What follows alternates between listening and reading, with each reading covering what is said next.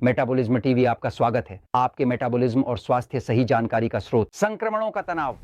मैं वास्तव में फ्रैंक सुआरेज हूं, विशेष रूप से मोटापा और मेटाबॉलिज्म का विशेषज्ञ, और मैं आज आपसे 6 प्रकार के तनावों की श्रृंखला के अंतिम बारे में बात करना चाहता हूं। श्रृंखला तनाव के 6 प्रकार, हम प्रत्येक को याद करते हैं एक बनाए गए शब्द का उपयोग करके। मेसीटी। मेसीटी का मतलब है एम, जो मेटाबॉलिक तनाव के लिए है, जिसके बारे में हमने पहले बात की थी कि इसका संबंध है मधुमेह के साथ, हाइपोग्लाइसीमिया के साथ, जो एक मेटाबॉलिक तनाव है जो स्पष्ट रूप से कारण बनता है शरीर को नुकसान। ये एक भावनात्मक तनाव की ई है। यदि आपके पास एक विषाक्त संबंध है, लोग जो आपकी आलोचना करते हैं, ऐसे लोग जो हमेशा सही होना चाहते हैं, गैर जिम्मेदार लोग, जो उसे घेरता है और उसकी जिंदगी को मुश्किल बना देता है, वह तनाव शरीर को नष्ट कर देता है, हार्मोनों को प्रभावित करता है, नींद छीन लेता है और बाकी सब। ये जो यहाँ है, इसका संबंध तनाव से है। संवेदी। यदि आपको एक पुराना दर्द है, कुछ पीठ में एक चिपका हुआ दर्द, गठिया का दर्द, अत्यधिक दर्दनाक मासिक धर्म, माइग्रेन, ये सब तनाव, जो चाहे वह संवेदी तनाव हो जो इंद्रियों के माध्यम से प्रवेश करता है, जैसे एक बहुत तेज शोर से, या उदाहरण के लिए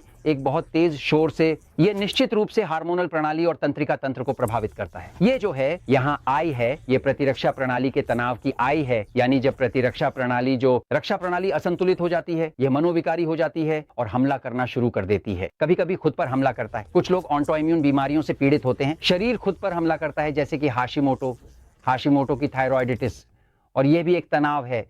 प्रतिरक्षा, शरीर पागल हो रहा है और खुद से ही जुड़ रहा है। क्या आप समझ रहे हैं? ये सभी बीमारियां, जैसे मल्टीपल स्क्लेरोसिस, जैसे हाशिमोटो जैसी विभिन्न बीमारियां हैं, बीमारियां जहां शरीर खुद पर हमला कर रहा है। उदाहरण के लिए ये खाद्य पदार्थों के कारण होता है। आक्रामक तत्व ऐसे भोजन हैं जिन्हें शरीर सहन नहीं करता। जब आप उन्हें खाते हैं तो आपका शरीर ग्लूकोज स्तर के साथ प्रतिक्रिया करता है, और यह स्तर हो सकता है काफी विनाशकारी, है ना?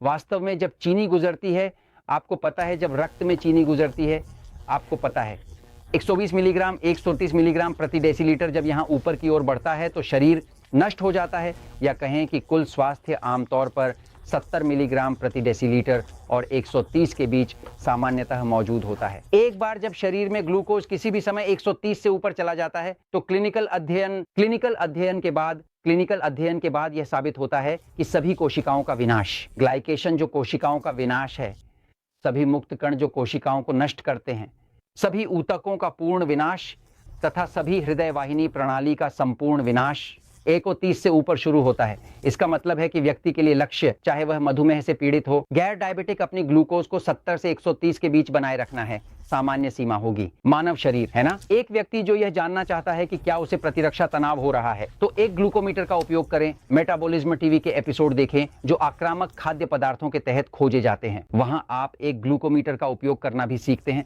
और आप पाएंगे कि खाद्य पदार्थ आपके साथ ऐसा कर रहे हैं। अब हम पिछले एपिसोड में तनाव के बारे में बात कर रहे थे। विषाक्त पदार्थों में शामिल हैं जैसे अमलगम का पारा, भारी धातुएं जैसे सीसा, जैसे एल्यूमिनियम, ये सभी विषैले तनाव हैं जो असंतुलन पैदा करते हैं। अब आज मैं आपसे बात करना चाहता हूं, अब मैं आपसे इस अंतिम तनाव के बारे में थोड़ा बात करना चाहता हूं, जो यहाँ जो संख्या 6 है, ठीक है, जो है संक्रमणों का तनाव।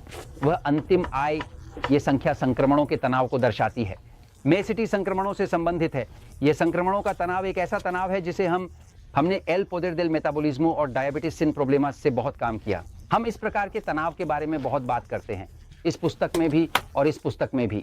कैंडिडा फंगस संक्रमण पर बात करते हुए क्यों व्यक्ति वजन नहीं घटा सकता। आप कुछ भी कर लें, आप वजन कम नहीं कर पाएंगे अगर आपको कैंडिडा फंगस का गंभीर संक्रमण है। यदि आपको त्वचा में खुजली, साइनसाइटिस, माइग्रेन, योनि स्राव या सेक्स के दौरान जलन जैसी समस्याएं होती हैं, अजीब एलर्जी, ये सब इसलिए होता है क्योंकि कैंडिडा फंगस का संक्रमण है।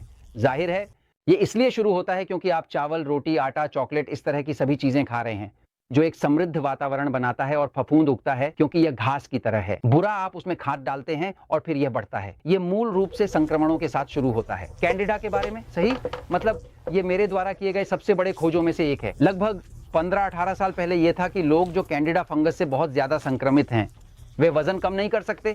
मधुमेह रोगी जो कैंडिडा फंगस से बहुत प्रभावित हैं नहीं, वे अपनी मधुमेह को नियंत्रित कर सकते हैं, लेकिन उनकी ग्लूकोज अधिक रहेगी, अधिक इंसुलिन, अधिक मेटफॉर्मिन और सब कुछ। इसलिए हम समाप्त करते हैं। नेचुरल स्लिम आर के लिए वास्तव में एक कार्यक्रम विकसित कर रहे हैं जिसे कैंडीसेप्टिक कहा जाता है, जो एक कार्यक्रम है फंगस की सफाई के लिए। जहां व्यक्ति को 28 दिनों के कार्यक्रम में रखा जाता है, वहां वह व्यक्ति की फंगल संक्रमण को साफ करता है और वह व्यक्ति लगभग नीचे नहीं जा सकता था। अब वजन कम करें, इंसुलिन की जरूरत नहीं, रक्तचाप कम, सब कुछ नियमित।